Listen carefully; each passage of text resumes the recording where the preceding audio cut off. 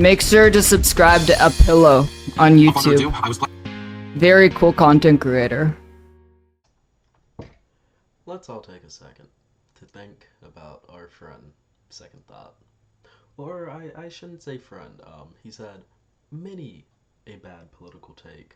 And especially as of recent, what I'm going to be showing you all today is a little worrying. So to those of you who don't know, Second Thought is a massive, massive YouTuber in the ostensibly left-wing space. He has a massive channel. He's really buddy with people like Hakeem. He's definitely in the tanky space, and he currently has 1.64 million subscribers. Massive YouTuber, absolutely. And I'm recording this now at night because I want to do this before he deletes what he has done. But let me just put it like this. Second Thought, as you can see from the title, appears to be a bit of a Nazi. Appears to have a bit of a Nazi problem, you know. Maybe that lightning bolt branding that he has going on for him. Maybe that means something. So recently he said some things about the Israel-Palestine conflict that got him in some hot water with Nebula, got him kicked off the platform, and today, as you can see, this is Second Thought's Twitter account. He retweeted something that said, as you can see, this is him, at Second Thought, 62.8k followers. This is pretty clearly his account, unless it's someone doing really good at impersonating him. He retweeted something that says, "When I was younger, I could never understand how normal, ordinary Germans could have supported, actively or passively, the Holocaust. I think I understand now."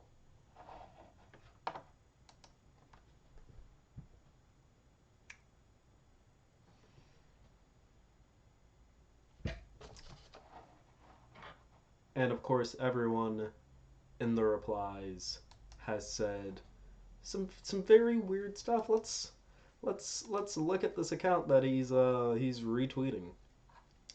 Yeah, it's a little worrying. This of course comes after he and his podcast. I believe it was just his podcast actually was removed from Nebula. That was covered by Keffels. Go watch her video. But after his podcast was removed from Nebula for this little clip here. And Faz also thank you very much. He says, "Did the Palestinians actually take civilian hostage, or is that fake news?" So that's not him I don't talking care. right now. Yeah, the That's occupiers I are don't- not civilians. the person with the American accent is Second Thought. Everyone else on this podcast is not American, so if a person with the American accent is Second What it Thought. comes Yeah. down to. Like, if imagine, French, like if sorry, go on. Germany, let's say Germany to be non-controversial, invaded the United States, and they said, you know what, Cincinnati, Ohio is our ancestral home, and you know everyone knows that's blatantly false, but they take your home, they murder your grandma, they bulldoze like your neighbor's house. Are those people civilians there? No, they're occupiers, and those are criminals. That is, there are no civilians there. And So effectively, him saying that people who are citizens of the state of Israel are all criminals, which is not a very nuanced take, especially considering the fact that these are people who have been living there for actual generations. Many of these people, of course, you know, in countries you have children. So, hey, look, if you're an Israeli child, according to Second Thought, you're screwed. Okay, you're a criminal. You are yourself guilty of the crime of displacing people just by you merely existing. So that got him removed off of Nebula, and it seems like he's just kind of stopped caring about optics, as he has again retweeted. This is him. Once again, this is his account. He retweeted, "When I was younger, I could never understand how normal, ordinary Germans could have supported, or actively or passively, the Holocaust. I think I understand now."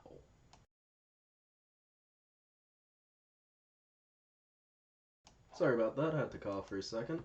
Let's talk about the implications of this. So, I've said it before on this channel. I'm going to continue saying it. The occupation of Palestine by the state of Israel is it is an extreme issue.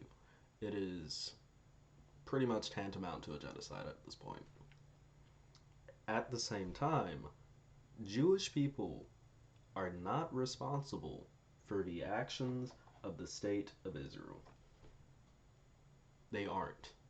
The state of Israel is a nation. It does not represent all Jewish people at all. This is actually something that I covered in a previous video on this channel. There have been plenty of Jewish people across the world who are coming out and speaking out against the state of Israel, which as a country tries to claim that they represent all Jewish people when they do not.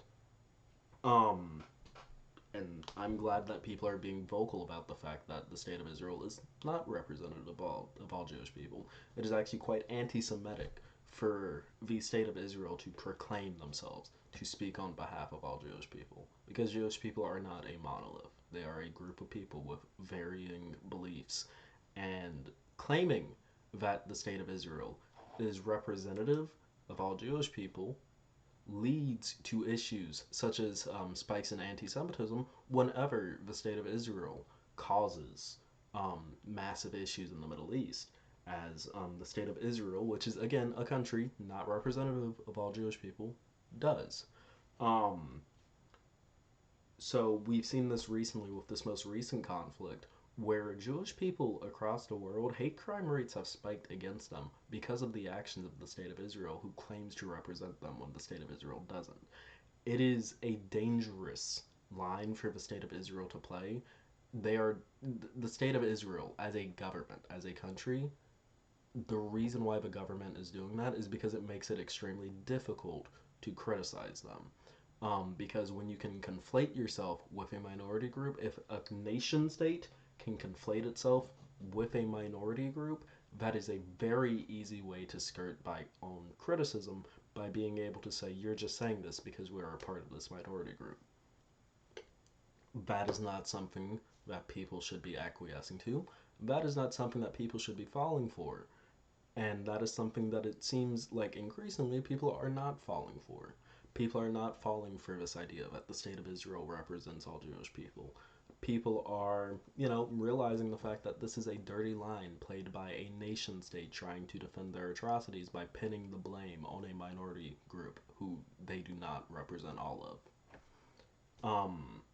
But this kind of rhetoric that we're seeing here from people like Second Thought, people who do believe that all of the people in the state of Israel are responsible for the actions of that government, that by virtue of their birth there, which is not really their fault, by virtue of being born there, by virtue of living there in a country, they are at fault for the actions of their government, the horrific actions of their government, and the historical atrocities of the state of Israel, which is a complex issue.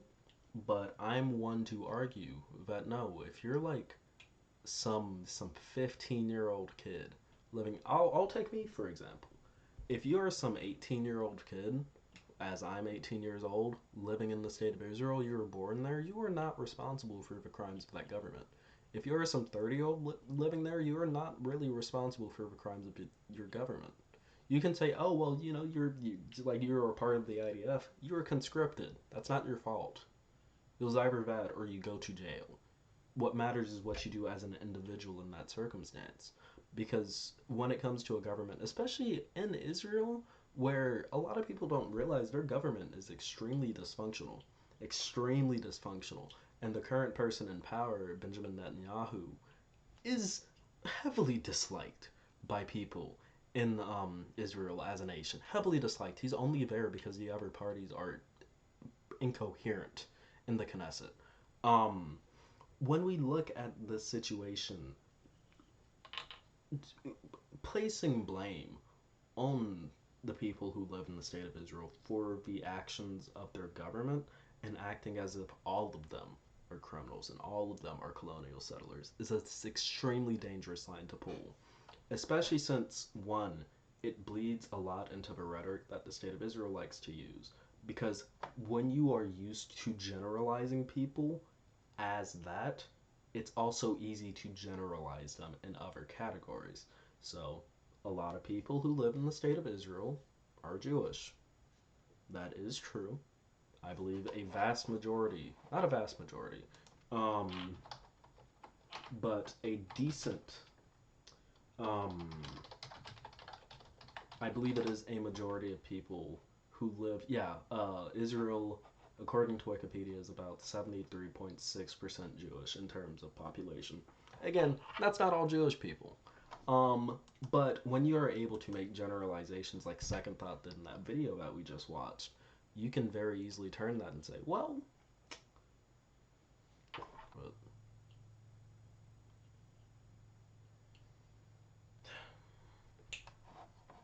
it's just sad. It's just sad.